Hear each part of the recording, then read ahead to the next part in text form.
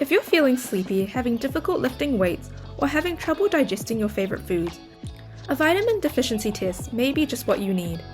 A vitamin deficiency test is a diagnostic tool used to determine if a person's body is deficient in certain vitamins. The test consists of answering a series of questions to determine if the individual has symptoms associated with vitamin deficiencies. The test can be performed using a printable vitamin deficiency test template that includes a list of statements about vitamin deficiency symptoms.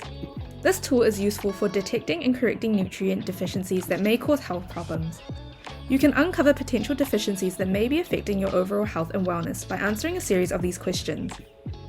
At Carepatron, we have a vitamin deficiency test which contains a list of easy-to-understand answer statements about vitamin deficiency symptoms. Depending on the symptom, you will answer yes or no. The test is split into different vitamin categories.